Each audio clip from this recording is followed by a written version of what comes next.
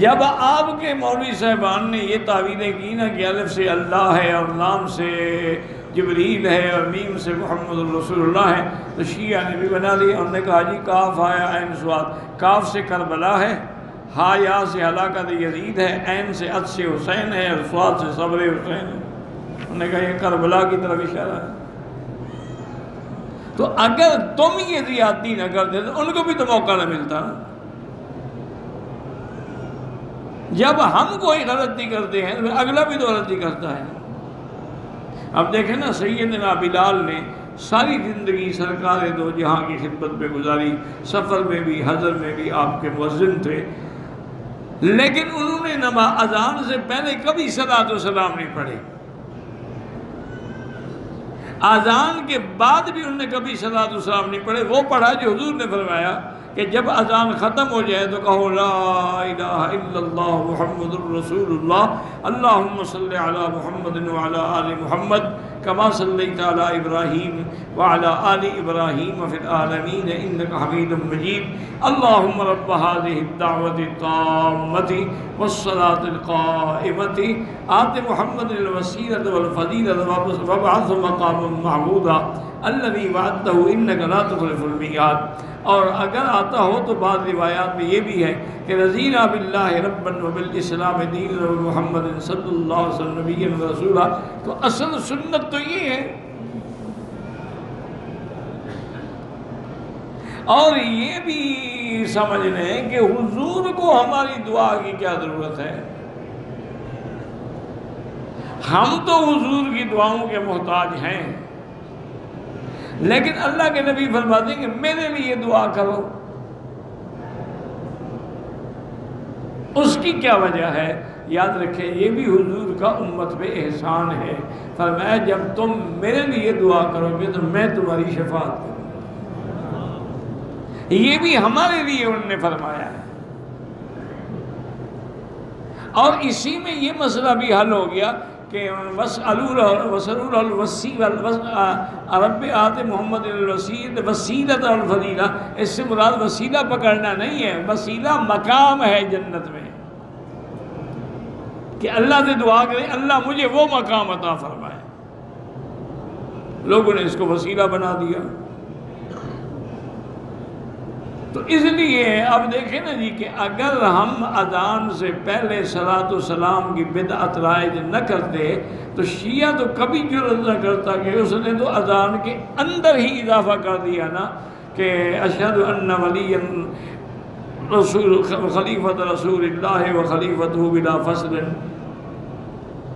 اس نے اذان کے اندر بھی بڑھا دیا علی ولی اللہ وصی رسول اللہ خلیفتہ بلا فصل. وہ میں نے ایک دفعہ پہلے بھی آپ کو عرض کیا تھا کہ عطا اللہ شاہ بخاری رحمۃ اللہ علیہ جو تھے اللہ ان کی قبر پہ رحمتیں فرمائے، مرنج قسم کے آدمی تھے. یعنی ان کی مجلس میں جہاں علماء ہوتے تھے، اولیاء ہوتے تھے، صلحاء ہوتے تھے، طلباء ہوتے تھے، تو ان کی مجلسوں کے اندر وہ مدہوش اور بے ہوش اور شرابی اور کبابی اور ہر قسم کے لوگ ہوتے تھے. حضرت کسی کو منع نہیں کرتا کہ میرے پاس مت آؤ. تو اسی طرح آپ کی مجلس میں شیعہ بھی ہوتے تھے، بریلوی بھی ہوتے تھے، دیوبندی بھی ہوتے تھے، اہل حدیث بھی ہوتے تھے. ایک شیعہ کا لیڈر تھا مظفر شمسی اس کا نام تھا، وہ بھی مر گیا. وہ حضور حضرت بخاری صاحب کا بڑا عاشق تھا اور مسئلہ ختم نبوت میں اس نے باقاعدہ جیل کاٹی ہے شاہ جی کے ساتھ. اس نے خود لکھا ہے اپنی ایک کتاب میں آبیتی میں کہ میں جیل میں تھا اور میرے گھر میں کچھ نہیں تھا. پیغام پہنچا کہ عید آنے والی ہے اور ہمارے گھر میں تو کچھ بھی نہیں ہے، تم تو اپنی لیڈری چمکا رہے ہو، جیل میں بیٹھے ہو، ہم کیا کریں. وہ کہتی ہیں اللہ نے مہربانی کی، بہرحال میں رہا ہو گیا، سب رہا ہو گئے. تو میں جب گھر آیا تو میں نے دیکھا کہ تہجد کے وقت میں ایک آدمی نے یہ گدا گاڑی ہوتی ہے نا، اس پہ کچھ بوریاں رکھی ہوئی ہیں، کوئی آٹے کی، کوئی دال، کوئی چاول، کوئی چیز، اور منہ پہ کپڑا لپیٹا ہوا ہے، کنڈی کھٹکھٹائی، میرے بچے کو ایک لفافہ بھی دے دیا اور کہا بیٹا یہ سامان تمہارا ہے، اتروا لو۔ میں حیران ہو گیا کہ یہ کون ہے؟ تو ایک اور آدمی دیکھ رہا تھا، اس کو بھی شبہ ہوا کہ اللہ جانے یہ کون آدمی ہے آخر، چہرہ بھی چھپایا ہوا ہے۔ وہ کہتا میں دوڑ پڑا، اگلی گلی میں حضرت نے وہ کپڑا ہٹایا تھا، حضرت لاہوری تھے۔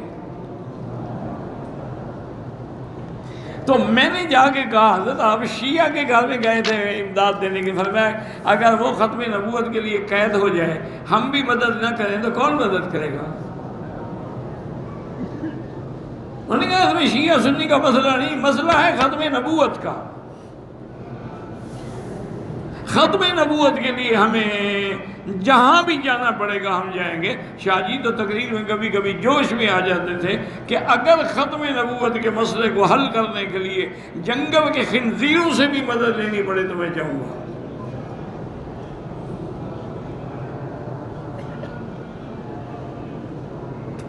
تو بہرحال وہ بیٹھا تھا اپنا شمسی، تو شاہ جی نے کہا کہ میرا دل کرتا ہے کہ لوگوں کو عقیدہ ختم نبوت اتنا یاد کرا دیا جائے بچپن سے کہ ان کو کوئی شبہ نہ رہے کہ جب بھی وہ کلمہ پڑھیں لا الہ الا اللہ محمد الرسول اللہ، تو آگے وہ کہیں کہ لا نبی بعدہ ولا رسول بعدہ۔ لیکن مجھے ڈر لگتا ہے کہ اگر میں نے لوگوں کو یہ پڑھانا شروع کیا تو کہیں گے جی بخاری نے اللہ کی توحید کے کلمے کو بھی بدل ڈالا ہے۔ میں اس لیے ڈر کے بارے کہتا نہیں ہوں، ورنہ میری تمنا ہے کہ ہر آدمی جب بھی حضور کا نام لے تو آگے کہے لا نبی بعدہ ولا رسول بعدہ۔ تو وہ شمسی بیٹھا تھا نا، انہوں نے کہا شاہ جی آپ کن کو کہہ رہے ہیں؟ سنیوں کو؟ یہ تو سن قوم ہے، یہ تو سن ہے، جو قبر پہ کھڑا ہے تو کھڑا ہے، اور جو کسی تعزیے پہ کھڑا ہے تو کھڑا ہے۔ ہمیں حکم دیں، ہم نے اذان کو بڑھا دیا ہے تو یہ کلمہ بھی بڑھا دیں گے، ہمارے لیے کیا فرق ہے؟ انہوں نے کہا اگر ہم نے اذان میں جوڑ لگا دیا علی ولی اللہ وسیع رسول اللہ تو ایک کلمہ یہ بھی بڑھا دیں گے لا نبی بعدہ ولا رسول بعدہ۔ شاہ جی بڑے ہنسے، بھائی میں تو نہیں کہتا۔ تو اس لیے ہمیشہ یاد رکھیں کہ اگر ہم غلطی نہ کریں تو دشمن کو بھی موقع نہیں ملتا۔ اگر ہم نے صلاۃ و سلام نہ پڑھے ہوتے تو شیعہ کو بھی کبھی موقع نہ ملتا۔ اگر ہم نے 11ویں کے منتیں نہ مانی ہوتی تو شیعہ بھی محرم نہ مناتا۔ اگر ہم نے 27 رجب کے خیراتیں نہ کی ہوتی تو شیعہ بھی کونڈے امام جعفر کے نہ کرتے۔ یہ سب ایک دوسرے کی ضد ہے، دین کوئی نہیں ہے، ضد ہے کہ تم کرو گے ہم بھی کریں گے، تم جلوس نکالو ہم بھی جلوس نکالیں گے۔ کوئی آدمی جلوس نکال لے گا اور کہے گا کہ جناب ہم ملک میں اسلامی شریعت لانا چاہتے ہیں، ایک دوسری پارٹی کھڑی جو کہ نہیں یہ غلط کہتا ہے، ہم نفاذ شریعت اسلامیہ چاہتے ہیں۔ تیسرے کھڑے ہو جائیں گے کہ نہیں جناب ہم تو شریعت اسلامی چاہتے ہیں۔ کیا فرق کیا ہے اس میں؟ لیکن ہر کسی کو اپنا ٹائٹل چاہیے۔